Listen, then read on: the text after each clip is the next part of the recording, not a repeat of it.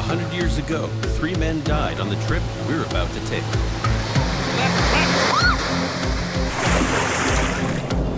We're retracing a 100-year-old expedition on one of the world's most dangerous rivers. Let's get ready to bolt. The Amazon jungle was once a mighty foe for explorers. But has logging and climate change made it any less wild?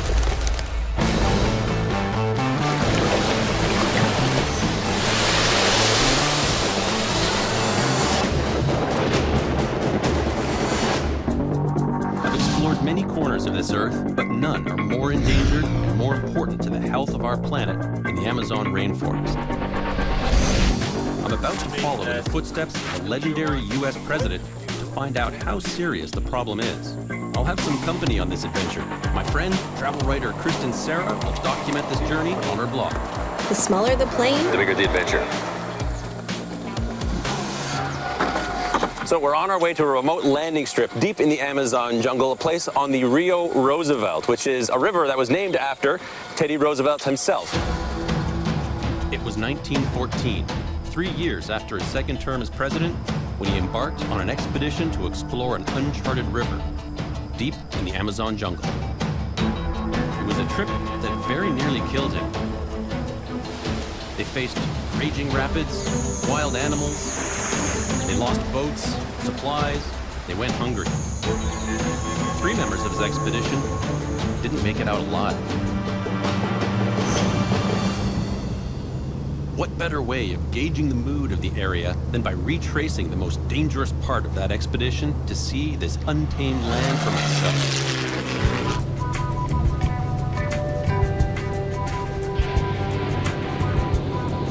It's truly amazing just to see how big the jungle is from this point of view.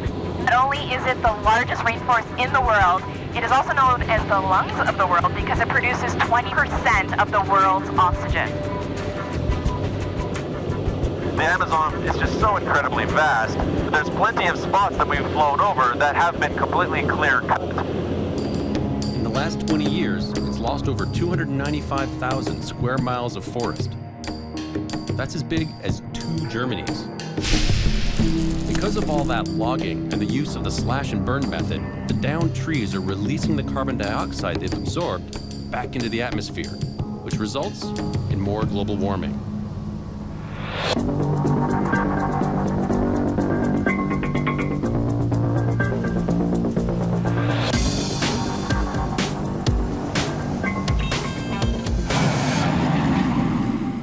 All right, we made it.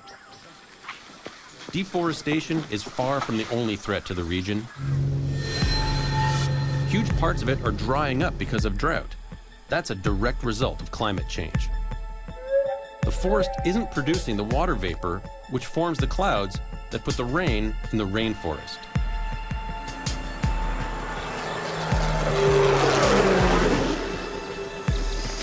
All right, this is so dense. We're making our way to a point in the river where Roosevelt and his men started the hardest part of their expedition. It was a gutsy journey. We're going to duplicate part of it to find out how climate change has altered this once wild jungle. So what do you do if you're the president of the United States? You've already served 2 terms. You tried to go back for a 3rd, was unsuccessful. Do you retire? Just fade away? Not if you're Roosevelt.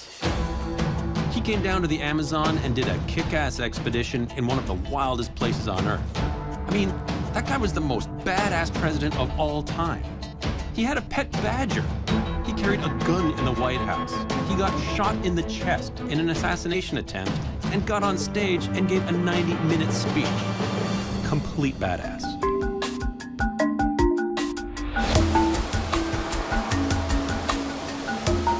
In Roosevelt's day, the environment was so hostile that he lost a few boats along the way. It would be one of the thrills of my lifetime to actually find a boat from that remarkable expedition.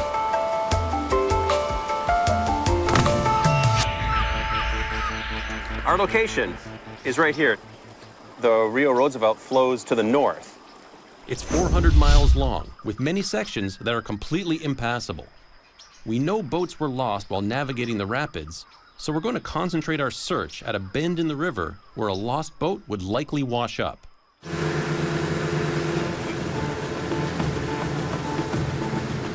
Torrential downpours are on the horizon as rainy season gets underway. We have no time to lose.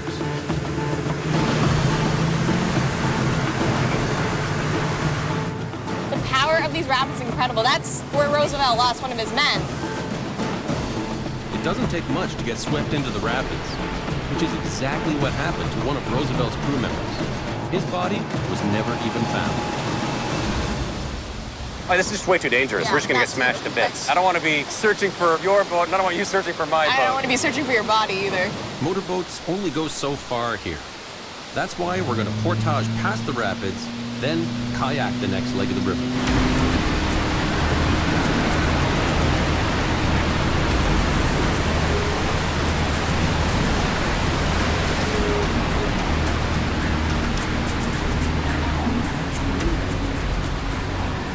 The rapids are so powerful, I can actually feel the ground shaking. 1, 2, 3. Tough slogging, and our kayak only weighs 50 pounds. Roosevelt's boats weighed 800. Look at this. Wow. That is crazy. Just looking at these rapids. Absolutely wicked, strong, very dangerous. Scares the hell out of me. It's not the kind of place you want to fall in. So much power. It just makes sense to portage around this. For us, yeah, it's tough. But for the guys years ago, this would have been a multi-day effort. Cutting down trees, using logs as rollers. They had it hard, really hard. I just lost my footing there for a second. When you're along the water, especially with these rocks, it's really easy to get trapped in here, kind of like I am right now. This is not serious, but when Roosevelt was here, he actually got his leg smashed between rocks and a canoe. That wound plagued him for the entire expedition, and some even think it contributed to his death. There we go. Ready to pop it in? Yeah. There are innumerable rapids down this river. Sometimes you have to portage, carry your boats across land. Sometimes you can put the boat in the water and line it down by rope. There's an easier way to do it, isn't it? Absolutely. We'll just haul it up here. All right. Perfect. Nice parallel park. We're past the worst of it, so let's see if we can do the next section the way Roosevelt did, paddling down the raging river.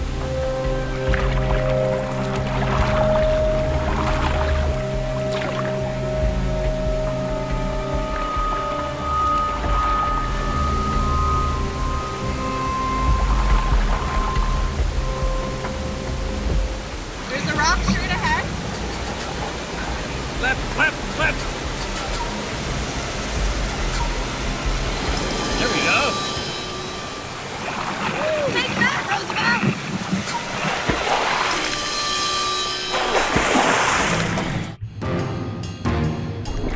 We just got our first taste of what Roosevelt was up against. Luckily, Kristen recovers quickly. You got too cocky. Back on track. Only 2 more miles to go, and we can start searching the bend in the river. There's a fishing lodge up there where we can get back into motorboats and make some real progress.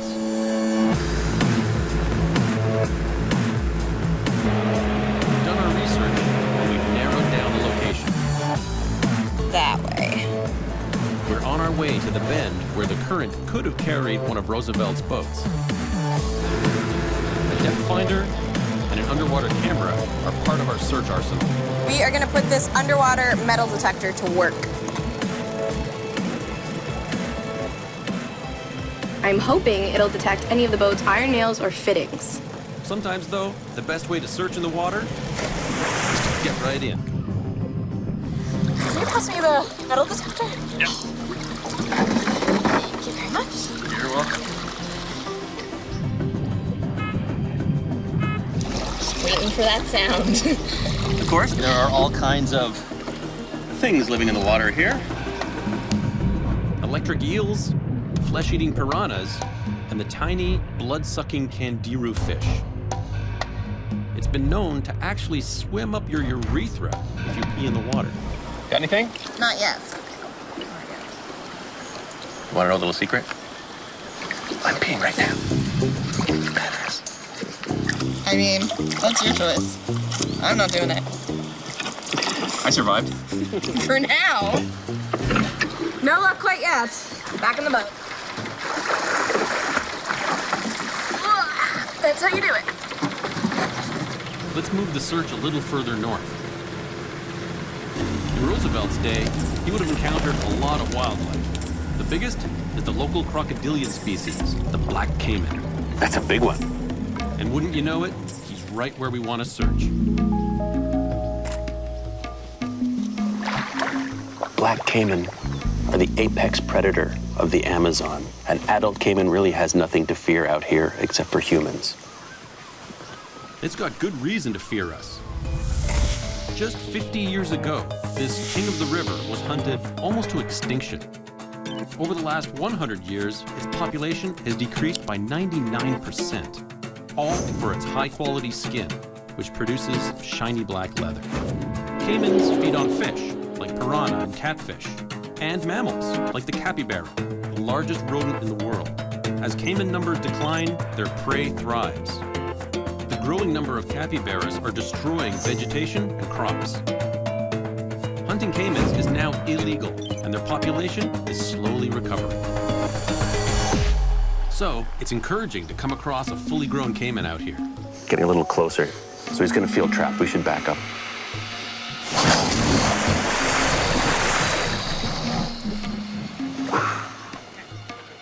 These animals can't seem to catch a break, though. Their new enemy is drought. North of here, caiman populations are down again as water levels drop. I'd love to get a better look at this guy. At the same time, let's lure him away from our search site by offering him some lunch. Downriver.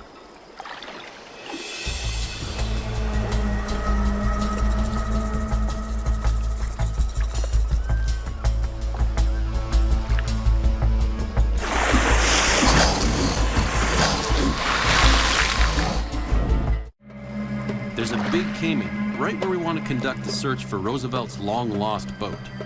So, we're trying to lure him away.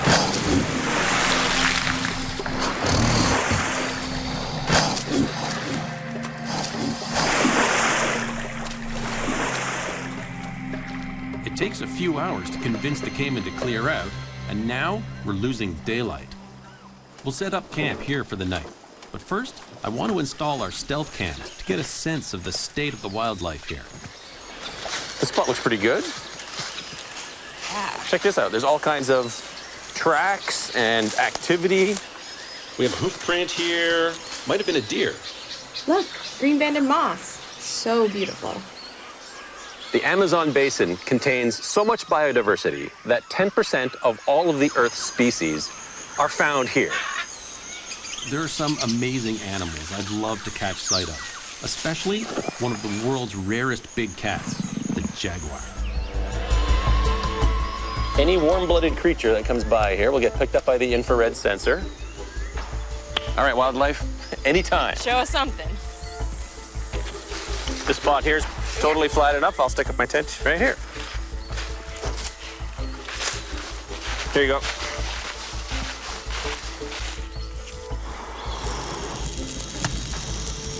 Just one little fire.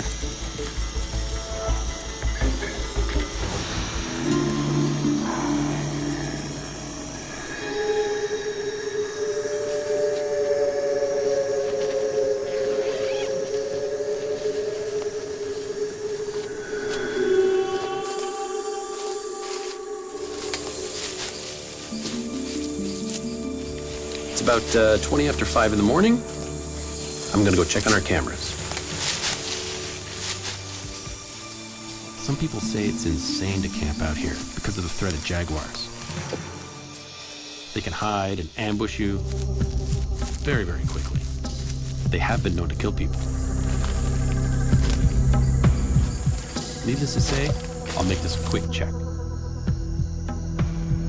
Okay, we've got a brocket deer and a Brazilian tapir. Both prey for the jaguar. But so far, no jaguar. They need huge amounts of territory to thrive, so they've been hit hard by habitat loss. There are now 80% fewer jaguars than when Roosevelt was here.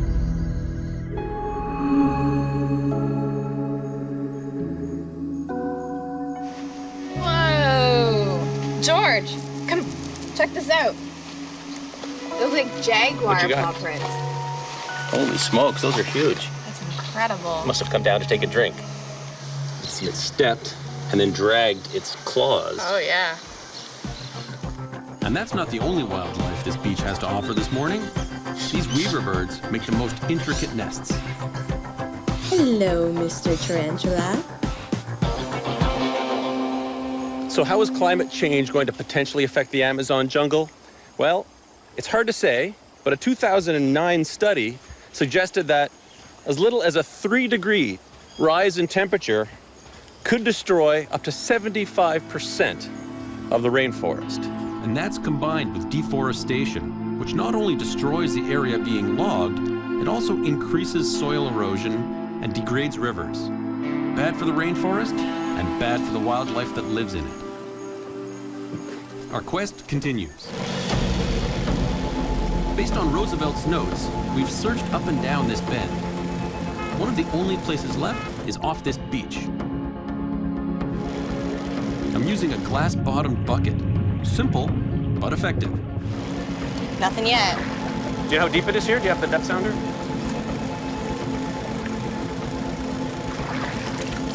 10 feet. Our research tells us we're close, but there's no sign of it in the river. But what about land that was underwater 100 years ago? This sandbar is the only place left to look. Because the water level is so incredibly low right now, it could be exposed maybe just under a few feet of sand. Time to pull out some shovels and start digging.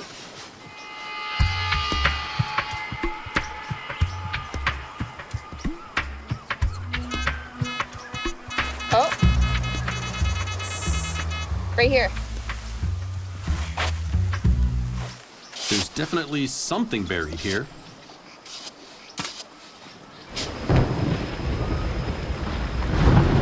Here come the rain clouds. This is exactly what we feared. It could rain for days, and this sandbar will be submerged again. We've got to keep digging.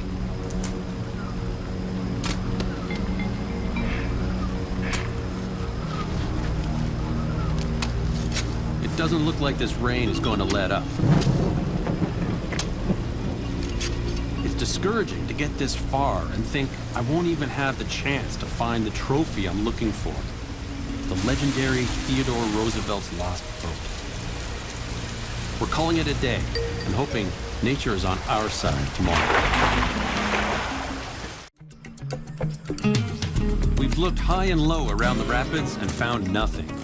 The only reasonable place left to search is the sandbar. The metal detector was pinging, so I feel good about our chances here. I recruit some locals to help. We're gonna be here digging forever. Yeah.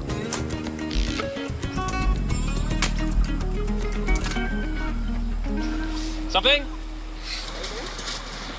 Something wood? Hey! Oh yeah. We must have dug a dozen different holes on this beach. And finally, we've come across It looks like a boat. what looks like a boat. So it looks really, really promising. Really big. Yeah, it's definitely a It seems boat. like it's really big. It's definitely a boat. This really looks like a dugout canoe. Yeah. The boats on the Roosevelt expedition were made from a single tree trunk, split in half and hollowed out. They measured about 10 feet long. Oh, lightheaded. I think we might have found Jimmy Hoffa and Amelia Earhart and D.B. Cooper.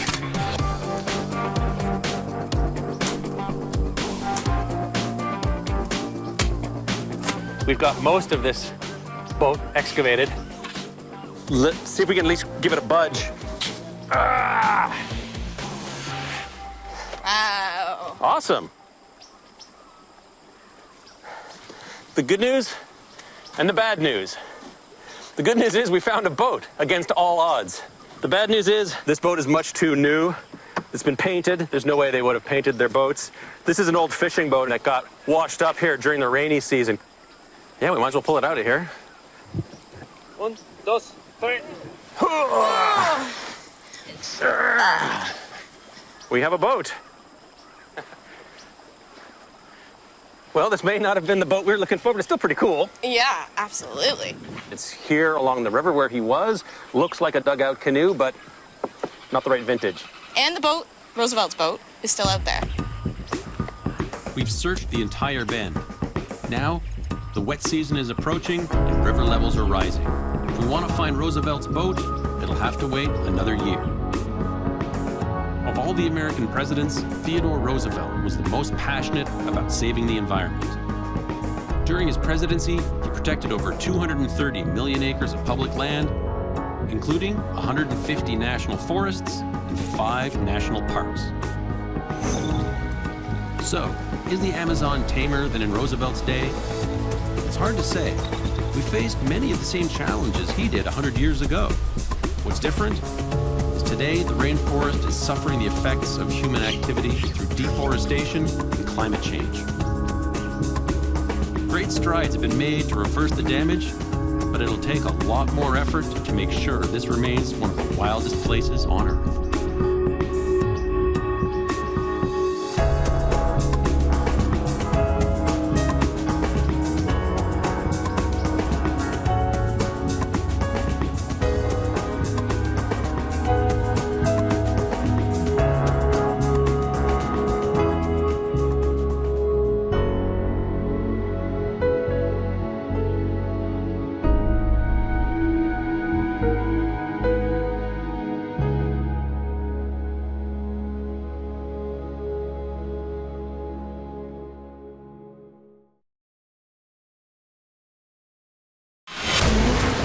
Weather is nothing new to Bangladesh. Seasonal rains and tropical storms hit its low-lying coast and flooded many waterways annually. But as temperatures rise worldwide, our weather is becoming more volatile, and nowhere has that felt harder than Bangladesh. A country being battered so fiercely by the effects of climate change that their existence is under threat right now. Bangladesh has been forced to take extreme measures to survive its battle against climate change. But will it be enough?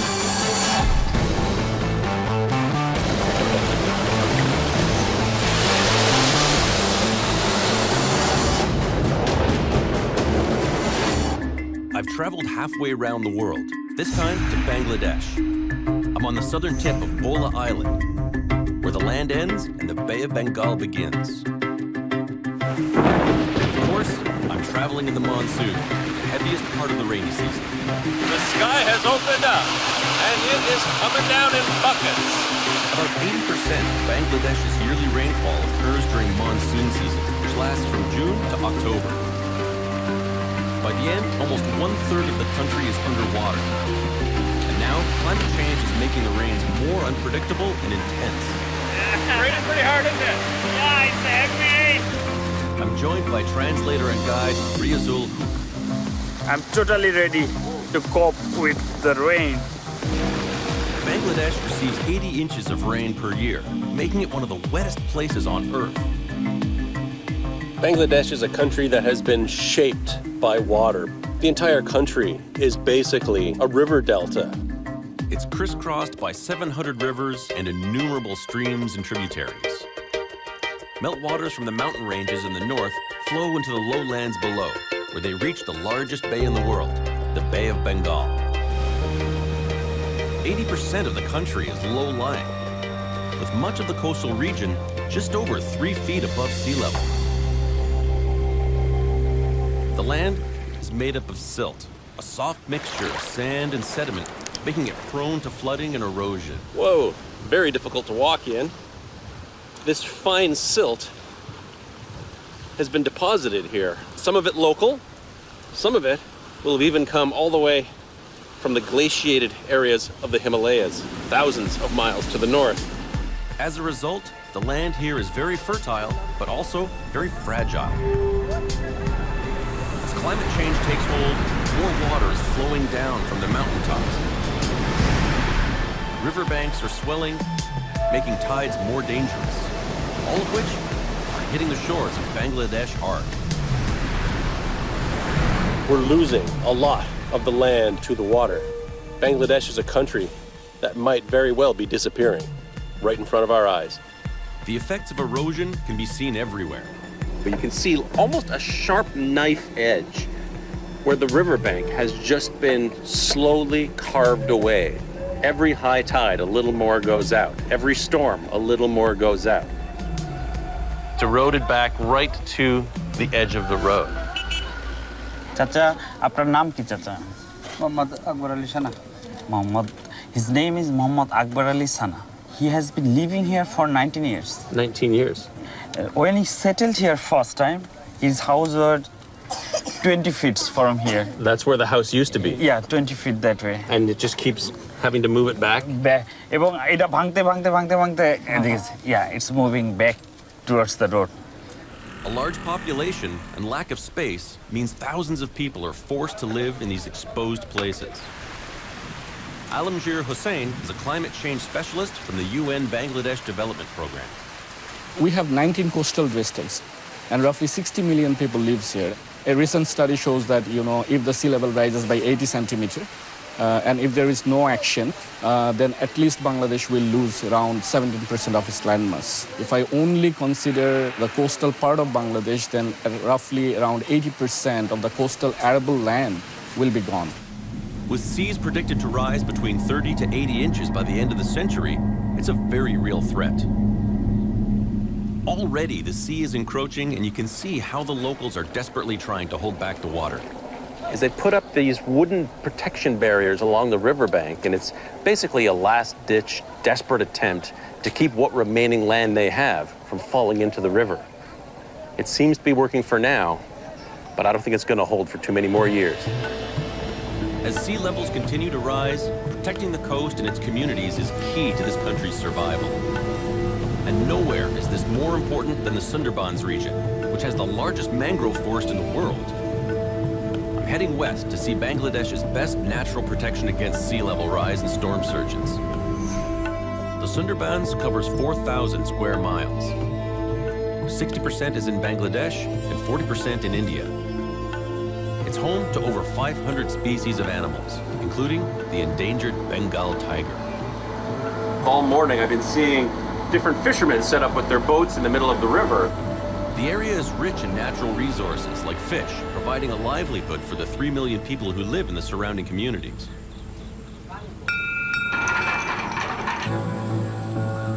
We head deep into the jungle. We've taken the boat out early, 5:30 this morning, gone upstream a bit, and now we're just letting the current take us downstream very quietly. There's this strange glowing orb in the sky that I haven't seen in many, many days. The sun has actually decided to make an appearance. This vast forest provides an important natural protection to the coast of Bangladesh. Mangrove trees can grow in salt water and low oxygen soil. Their dense root system helps stabilize the coastline and reduces erosion and damage from waves and storms. But now, increased erosion throughout the region is causing unsustainable amounts of sediment and silt to enter the waterways that flow through the forest. And the protective mangrove trees are suffocating.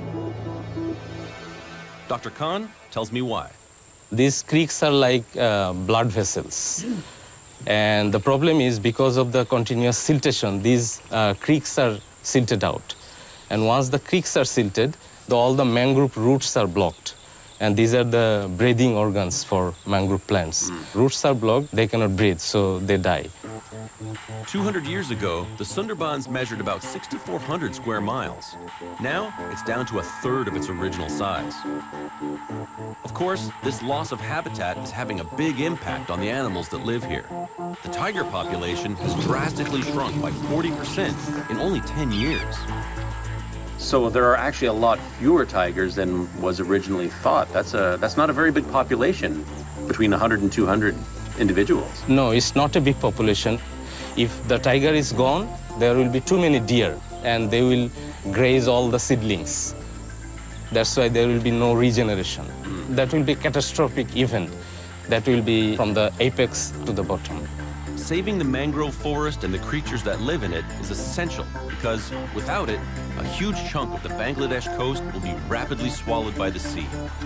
Hundreds of animal species won't survive and millions of people will be displaced.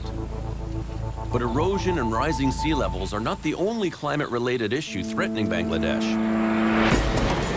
The monster cyclones that blow through every year bring a whole other level of destruction.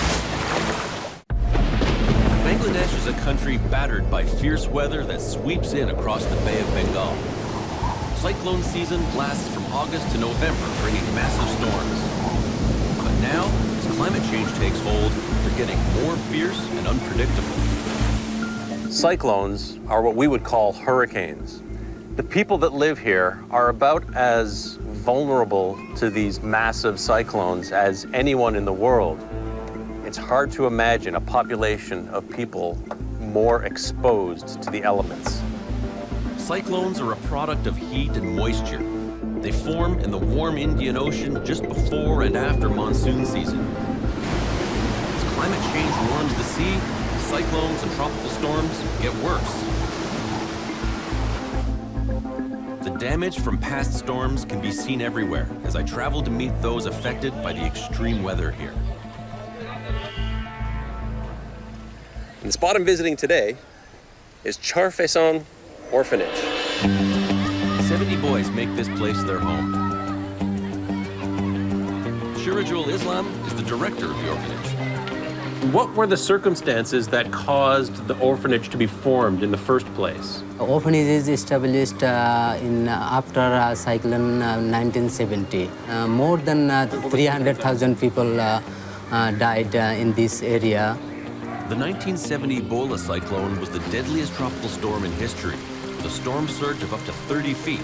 And since then, globally, the number of cyclones has tripled. Here in Bangladesh, hundreds of people are killed each year by storms. Most of the students have lost their father in the Bay of Bengal. So most of their fathers were fishermen? Yeah, fishermen. The country has been hit by 10 cyclones in 16 years. The last one was in 2007, when Cyclone Sadir tore through the south, devastating communities. It also coincided with some of the worst monsoon flooding the country had seen. What would you do with the orphans, with the boys, if a cyclone was coming 2 days from now? We have one building. Our boys can take shelter in there. There are cyclone shelters all over the country now, and they've drastically reduced deaths from storms. In spite of the hardship they've faced, the future for these kids is optimistic. Our boys are doing good results, so they are doing hard work. And our boys are is loving the orphanage. They can play. So they have a good place to stay, they make friends, they get educated to better themselves, that they can now get good jobs. Every year, the seasons bring tremendous change to the landscape here. And as we move forward, those changes are going to become more and more drastic as climate change continues to creep on and have its effect here in Bangladesh. One place where these changes are incredibly apparent is the village of Kukrimukri, where a project is underway to save homes and livelihoods from the damage caused by climate change. Here, storm surges regularly wash away houses, flood farmlands, and render crops useless because of saltwater intrusion. When salinity intrudes, the agricultural production of Bangladesh significantly will impact. One other major challenge associated with salinity intrusion is right now with availability of fresh water and fresh water for drinking. Bangladesh is called a land of rivers. Water is everywhere, but right now in Bangladesh, still around 20 million people in the coastal belt is suffering from crisis of drinking water. Alamgir takes me around the village to see what they're doing about it. So is this the embankment here? Yeah, this is the embankment here. It's around 14 kilometers long. The sea is on that side. In order to protect themselves, a thick embankment made from mud has been built all around the community with the help of the UN. So I could follow this embankment now all the way around the perimeter of the island for 14 kilometers? All these 14 kilometers you can, yes. Impressive. Just 2 years back, nothing was here. It provides a wall of protection from saltwater intrusion and storm surges 10 feet high. Ponds have been dug to collect the rainwater during the monsoon. Yeah. So this acts as a freshwater reserve. This water can be, purified through, there are very simple techniques. This land normally would not have been very useful, but now there are fish in the pond and there's vegetable gardens all the way ringing around.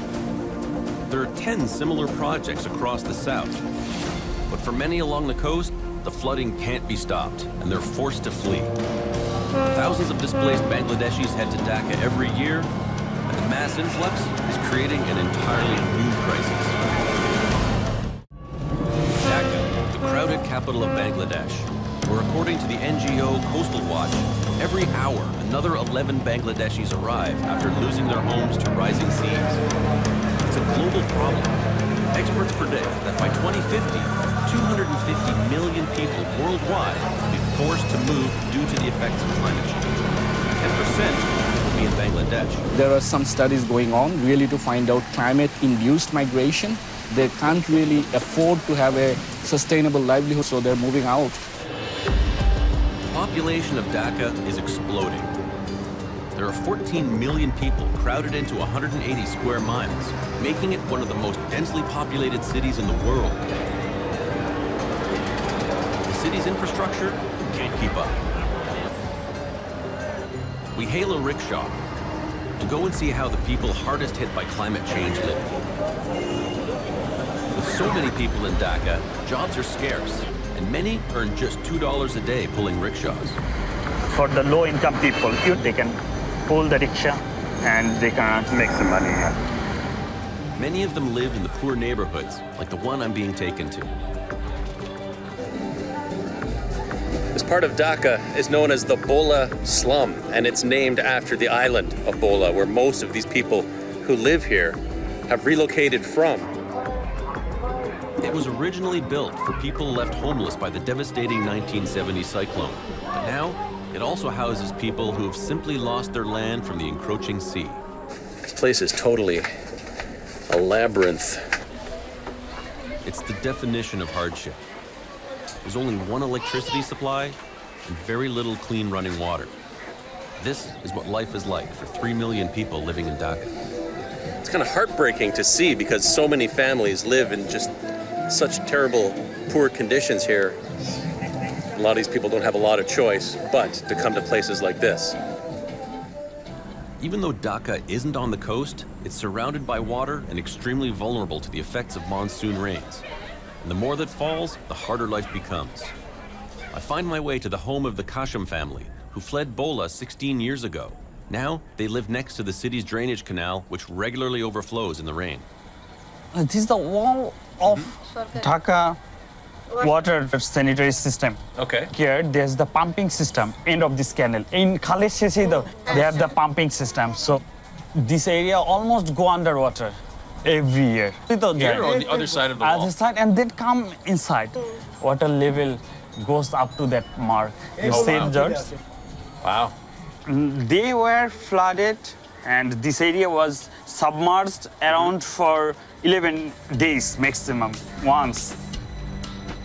Even in here, people can't escape the ravages of climate change. If monsoon rains become as intense as predicted, Dhaka won't be a safe refuge for long. I leave, and as I head to the port of Dhaka, my journey is slowed down, not by the weather, but by celebration. Bangladesh has the 4th largest Muslim population in the world and is also the 3rd largest Hindu state. Monsoon season coincides with important festivals for both faiths. It's the end of Ramadan here, and you can hear the prayer call in the background. This city is bustling right now. Eid Mubarak! Eid Mubarak! And in the Hindu neighborhood, they're celebrating the Rath Yatra festival. It is one of the biggest festivals in the Hindu calendar. And boy, do the Bangladeshis know how to celebrate.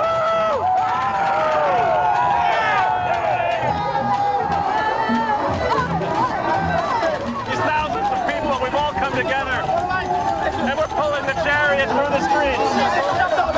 The festival is an ode to Jagannath, or Juggernaut, which means unstoppable force. Not unlike the monsoon. like the juggernaut, the unstoppable force, is about to meet the other unstoppable force, the monsoon. But the revelers don't let that stop them.